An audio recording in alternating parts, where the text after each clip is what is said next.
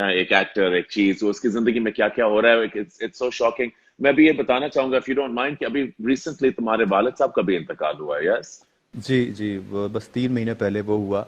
तो मेरे लिए ये साल अच्छा 3 साल पहले मेरी बहन की डेथ हुई, 3 साढ़े 3 साल पहले मेरी बहन की डेथ हुई थी। तो उस वक्त से मेरी ज़िंदगी में बहुत तब्दीलियाँ आनी शुरू हो गई थी ऑलरेडी। और अब ख़ासतौर पे पापा का चले जाना और फिर ये मम्मी का, मुझे मतलब बिल्कुल ऐसा लगता है जैसे जाके वापस आना, और अल्लाह ने उनको नई ज़िंदगी दी है। तो मेरे लिए चीज़ों की डेफिनेशंस बिल्कुल बदल गई हैं शेरू। मैं मेरे लिए खुशी का मतलब, गम का मतलब, success, failure, opportunities, everything has a new meaning for me now. So I look at the world now in a totally now. मुझे तो अब समझ आ गया कि असल में है क्या जिंदगी, और कीमती चीजें हैं क्या, और किसी को खोने से या किसी के चले जाने से आपकी जिंदगी के अंदर क्या खला आता है, क्या वैक्यूम बन जाता है जो कभी पूरा होता ही नहीं है। अब मुझे बहुत सारी चीजें मैटर नहीं करती, कौन सा प्रोजेक्ट हाथ से निकल गया, मिल गया, इतना बड़ा कोई चीज आ गई जिसका बहुत ज्यादा पैसा मिल रहा है या जिसके साथ बहुत, अब ये चीजें मैटर ही नहीं कर रही मेरे लिए। और हम्म। बिल्कुल एक उसने मेरी जिंदगी के मानी बदल दी, इन क्या सब माने हालात अब? ने। अब इस वक्त जिंदगी के मायने तुम्हारे क्या है? तुम क्या करना चाहते हो?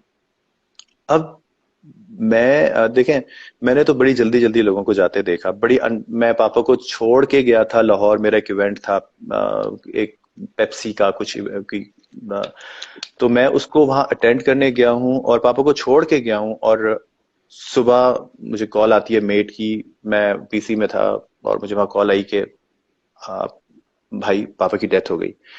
और उन दिनों की बात है जब शदीद कोहर, ये जो फॉग स्मोक क्या होता है वो स्मोक हुआ हुआ था। तो मुझे समझ में नहीं आया कि वो कह क्या रही है फर्स्ट ऑफ ऑल। अच्छा, मेरे साथ ड्राइवर था और मैंने कहा मैं फौरन, मतलब कुछ समझ में नहीं आया ना, कि अपने कानों पे यकीन नहीं आ रहा था। मैंने भाई को फोन किया कि जाके देखें फौरन। मैं निकला हूं तो वो रास्ते बंद, सारे मोटरवे बंद, क्योंकि सुबह का वक्त था, उन्होंने वो 10-11 बजे तक मोटरवे बंद की हुई थी। तो वो इतना डिफिकल्ट टाइम था मेरे लिए कि मैं घर से दूर हूँ, मैं चल नहीं पा रहा हूँ, और एक तरफ एक धुंध की दीवार है बीच में और दूसरी तरफ मेरे वालिद साहब की डेड बॉडी पड़ी हुई है। So it was a very devastating thing to even think of कि ये सब कुछ जो मेरे साथ हुआ। और फिर उसके बाद मुझे अब डर डर लगने लगा है घर से निकलते हुए, इसलिए कि मेरी बहन की डेथ भी मेरी एब्सेंस में हुई थी और मैं 2 दिन के लिए कराची एक गाने की शूट के लिए गया था। हाउ एक ओल्ड वाज ओएसटी योर था मेरा। Sister? She was in her late 40s। बस। तो हाँ जी। तो बहुत कुछ जो है ना, मुझे घर से निकलते हुए एक डर सा बैठ गया है मेरे अंदर के बस सब खैरियत रहे और सब अ, बस लेकिन असल में यही है कि फैक्ट यही है, जिंदगी का सबसे तल्ख और सबसे बिटर रियलिटीज में एक सबसे बड़ी रियलिटी ये है कि आपके हर प्यारे ने आपको छोड़ के जाना होता है, वन वन डे और अनदर, सूनर और लेटर, जो कि हम एक्सेप्ट नहीं करते और हमेशा डरते रहते हैं हम इस बात को सोचने से भी कि अरे हमारे पेरेंट्स चले जाएंगे, ये हमारे साथ नहीं हो सकता। लेकिन होता है, आपके प्यारे, आपके प्यार करने वाले सब चले जाते हैं, आप चले जाते हैं, खुद भी चले जाते हैं आप, लोग आपको देखते रह जाते हैं और आप चले जाते हैं। तो अब वो वाला वक्त आ गया है कि मेरा ख्याल है कि अब आपको इस बात की रियलाइजेशन हो जानी चाहिए कि ये जो दुनिया जिसमें हम रह रहे हैं ना, ये इसकी बहुत सारी चीजें इतनी इंपॉर्टेंट नहीं है जितना हमने उनको बना लिया। खासतौर पे इस क्वारंटीन के बाद, इस कोविड-19 के बाद ये इतना ओवर ड्यू था। उस दिन भी मेरी आपसे बात हो रही थी, तो तुम कह रहे थे कि यार कितना जरूरी था एक रियलिटी चेक कुदरत की तरफ से इंसानों को देना, कि ये चीजें बिल्कुल बेमानी है जिसके लिए हम सारी सारी जिंदगियां, कॉम्पिटिशन्स, जेलिसीज, जलन, वो क्या कर रहा है, मैं क्या कर रहा हूँ, वो क्या कर रही है, ये मुझे ये प्रोजेक्ट क्यों नहीं मिला, ये इतने पैसे कमा लिए। पैसे भी क्या होते हैं, मतलब मुझे तो लगता है कि वेल्थ भी आपको सिर्फ उतनी ही जमा करनी चाहिए जितनी आप अपनी जिंदा जिंदा रहने से पहले आप खर्च कर लें, और कोई आपके हसरत ना रहे दिल में। लेकिन इतना पैसा जमा करना कि आपके पास बाद आपके पैसा भी बच जाए जिसपे आपके फैमिली भी लड़ रही हो, और आपको आपने सारी जिंदगी अपनी हेल्थ गंवा दी, अपने प्यारों का साथ गुजारने वाला वक्त गंवा दिया सिर्फ पैसे के लिए, जो कि बाद शोहरत के में लिए। कुछ भी, शोहरत के लिए, जो कि बाद में कुछ मानी नहीं रखते। जब आप डेथ बेड पे होते हैं या आपका कोई प्यारा और आपके पैसे आपको नहीं, उसको नहीं बचा पा रहे होते, तो फिर आपको पता चलता है कि तो सिर्फ कागज के टुकड़े थे। तो अ, अभी जिस तरह इरफान खान को आप देख लें, मैं उसकी जब वो वाला एक पढ़ रहा था 2018 में जो उन्होंने लिखा था, वो कितना सच एन आई ओपनिंग लेटर और मैसेज जो उन्होंने लिखा कि जिंदगी में आप क्या ख्वाब देख रहे होते हैं जब आपको पीछे कोई हाथ रख के कहता है कि भाई स्टेशन आ गया, तो आप कुछ समझ में नहीं आता कि आप क्या करेंगे इसका। सो हर इंसान वाकई लहरों पे, एक बिल्कुल ना कुदरत की बनी हुई लहरों के ऊपर एक बिल्कुल छोटा सा एक लकड़ी का टुकड़ा होता है, और अब हम बिल्कुल उसके हाथ में एक खिलौना है, हम कुछ, हमारे इख्तियार में कुछ भी नहीं। हाँ, क्या बहुत फिलोसॉफिकल हो गया। Let's talk something happy. Let's talk about एक आखिरी चीज जो ये तुमने इतनी बातें की, जब आखिरी हम चीज, लोग ये क्या बात नहीं हुई? आखिरी इतनी जल्दी मैं तुम्हारी जान नहीं छोड़ूंगा। नहीं नहीं, मैं तो तुम्हें जाना नहीं दे रहा। मैं तो इस कॉन्टेक्स्ट के बारे में एक मैंने चीज पूछनी थी। तो तुमने बड़ी मजे की बातें की, तुमने ऐसी बातें कर रहे हो जो सुनते हुए ना, देखो मैं तो तुम्हारा दोस्त हूँ, मैं तो तुम्हें जानता हूँ कि तुम अंदर असल में हो किस तरह के। बिकॉज तुम जब you're not Imran Abbas the star to me, तुम तो मेरे दोस्त हो, मगर बहुत से लोग इस तरह नहीं जानते, they don't know this side of you कि तुम इस तरह सोचते हो। तो अगर कोई पूछे जो तुम्हें ना जाने कि इमरान साहब आपकी इस वक्त अगर आप दुनिया को आपको याद करना हो तो आप क्या लेगेसी छोड़ के जाएंगे? तुम्हारी लेगेसी क्या होगी? यार दुनिया किसी को याद सच मुझे नहीं लगता कि अब रखने वाली कोई दुनिया रह गई है। वो जमाना अच्छा। और था जब लोग किसी को याद रखते थे। अब तो आपकी औलाद आपको याद नहीं रखती। इसलिए मैं याद रखने के लिए तो कभी कुछ नहीं करना चाहता। मुझे पता है कि आज बड़े बड़े लोग मैं देखता हूँ कब्रिस्तान में जाके वो मट्टी में सो रहे होते हैं और उनके पास उनके घर वाले फातिहा पढ़ने नहीं आ रहे होते। याद बात कोई नहीं रखता, लेकिन हाँ मैं खुद ऐसा कुछ करके जाना चाहता हूँ कि दुनिया चाहे याद रखे या ना रखे, लेकिन कुछ लोग मुझे याद रखें। जब तक वो तालीम हासिल करें, उनको लगे कि हाँ उनकी किसी ने डिग्री दिलाने में उनकी हेल्प की थी या मुश्किल वक्त में कोई उनके काम आया था। और मुझे लगता है कि ये इन्वेस्टमेंट आपको अपने रब से करनी चाहिए। हम सारी जिंदगी जो ये जो इंश्योरेंस पॉलिसीज और स्टॉक एक्सचेंज के और अपने इन्वेस्टमेंट इधर उधर करते रहते हैं, प्रॉपर्टी में, रियल एस्टेट में, ये तो सारी यही रह जानी है। आपको कुछ इन्वेस्टमेंट अपने ऊपर वाले के साथ जरूर करनी चाहिए, और वो यही होता है कि आप ऐसा कुछ कर जाएं कि वो आपको बाद में आपके काम आए।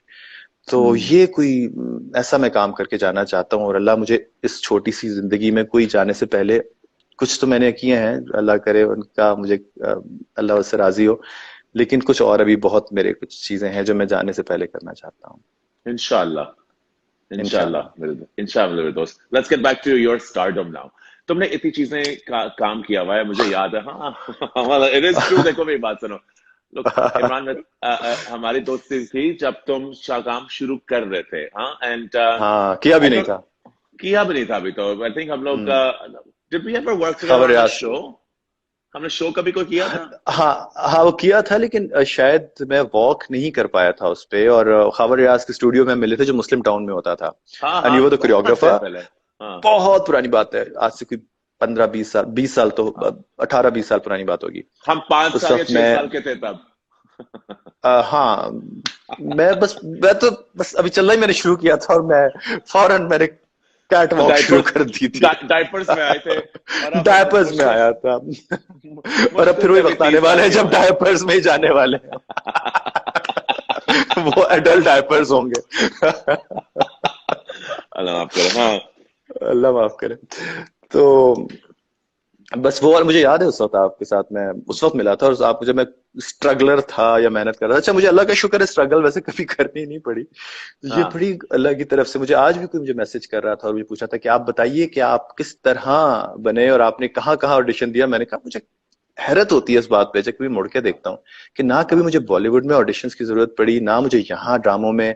और उस वक्त वो वाला वक्त भी नहीं था जब चैनल्स इधर से उधर देखे जा सकते थे। जब मुझे इंडिया से ऑफर्स फिल्मों की शुरू हुई, जब बड़े से बड़े डायरेक्टर ने मुझे वहां ऑफर की, मुझे समझ में नहीं आता कि किस तरह मेरा काम वहां देखा जा रहा था और मुझे पसंद किया जा रहा था। But I am so fortunate that I didn't ever run after any production house, any director, any producer for that matter कि मुझे काम मिल जाए। अल्लाह का शुक्र है कि मुझे कभी इसकी जरूरत नहीं पड़ी।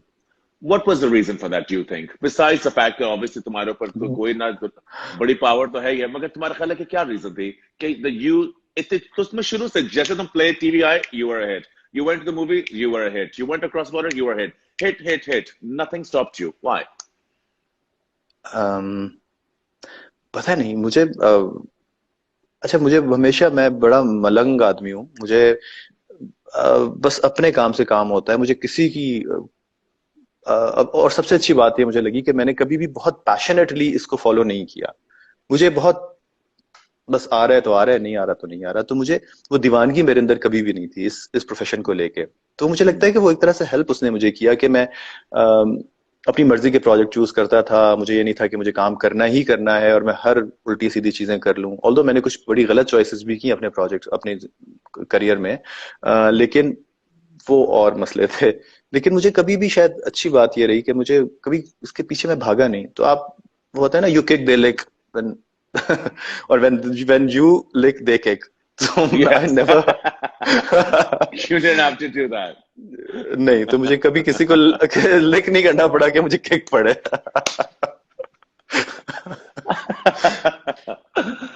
So that's बड़ा तुमने कैसे का जवाब दिया. I wasn't expecting that, so I think I'm a little taken aback.